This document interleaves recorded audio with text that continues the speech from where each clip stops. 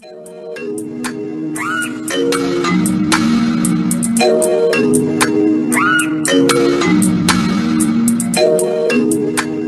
and welcome. Without wasting time, let's go straight to the news. Nate Diaz, returning to Stockton today. We appreciate how we were treated by the New Orleans Police Department, the court and their staff. The scuffle started during a Misfits boxing event, which Diaz's teammate Chris Avila competed on, before it spilled onto the streets. During the boxing event, Diaz was involved in an altercation with Netflix star Chase Damore, who was also seen in the videos as part of the brawl on Bourbon Street. If found guilty, Diaz could face up to 8 years in prison and/or a $2,000 fine, which is the penalty in Louisiana for second-degree battery.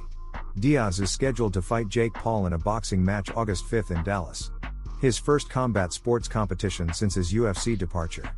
John Anik has questions about Henry Cejudo's goals heading into UFC 288. Why are you back here?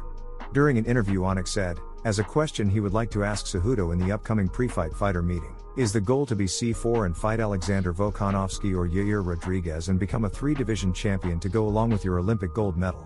Is the goal to beat Aljamain Sterling, who if he beats you, is probably the greatest bantamweight of all time? Is the goal financial? I don't think he's going to be giving us any great revelation as far as his real estate career is concerned.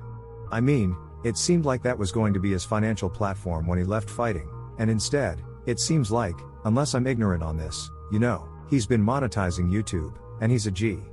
He's a brilliant combat sports mind. I ingest so much of whatever he puts out there, but I don't know is the sort of long-winded answer. I don't know why Henry Cejudo is back. I think money has got to have a lot to do with it. When the foundation was trying to be laid by Henry Cejudo for a fight against Alexander Volkanovski. Volkanovski was not the number 1 pound-for-pound fighter in the world, Anik said. It's going to be very interesting to see how Cejudo comes back from that. Dominic Cruz is a guy who right now is the consensus greatest bantamweight of all time. I don't have to tell you guys that he doesn't believe in ring rust at all. If there were ever to be a combat sports athlete where I really wouldn't worry too much about a layoff, it would probably be Henry Cejudo. I did worry a little bit when I saw that he needed stitches pretty early on in training camp and has been dealing with a pretty big welt under that left eye, but Henry Cejudo is a master preparer. He's not going to leave any stone unturned, and if he doesn't present the best version of himself, it'll be pretty close, Anik said about Cejudo's preparation. I think the bigger issue just might be the opponent. Ray Longo, Aljamain Sterling won't get proper credit if he beats Henry Cejudo at UFC 288. I think Alio's got the mindset where he's just gonna go in and fight, Longo told MMA Junkie Radio. The more I get to know him, the more I appreciate him, like the way he thinks, the way he dealt with the adversity after the illegal knee, and have to sit there for a year and just get absolutely tortured. But it's always gonna be something. If Alio wins this fight, haters will say Henry had a 3-year layoff. He didn't fight for 3 years. What do you think? He was rusty. It doesn't matter, you know what I mean? Longo said. I think Alio's smart enough, he's just gonna fight one fight at a time, take his money, and be very, very happy and grateful for everything he has. I don't even know if there is a chip on his shoulder now. He's just very, very happy to be in the position he's in, and he's just gonna enjoy himself. I don't even think he's putting pressure on himself, to be honest with you, because there's always gonna be something. It's never clean. I think Henry's a student of the game. I don't think he's messing around, so I'm expecting the best Henry, Longo said. However, a 3-year layoff is a 3-year layoff. If he did it right, it shouldn't make a difference, but I hope it does.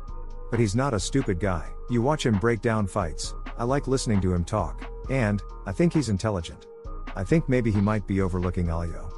He sees something he thinks he's gonna exploit easily, and I think that might be his mistake. Uriah Faber, ex-UFC champ Deiveson Figueiredo staying at flyweight a smart move. When he went back home and started the training regimen, he's still healing up by the way, so that's not 100% signed and delivered on this fight, Faber told the Schmo. He just realized this is a big deal in the fight world, and he wants to give himself every advantage to win, and he can still make that weight, 3 more fights, he said he feels comfortable in 3 more fights before he makes the move up.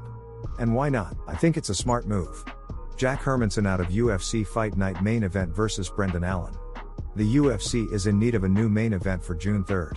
A UFC Fight Night event scheduled for the UFC Apex in Las Vegas has lost its headliner. Jack Hermanson has withdrawn from his 5-round middleweight bout versus Brendan Allen for undisclosed reasons. UFC champ Israel Adesanya said, "I'm going to effing beat him until he's black." on his YouTube video referring to Dricus du Plessis. That would be all for today. See you on the next one.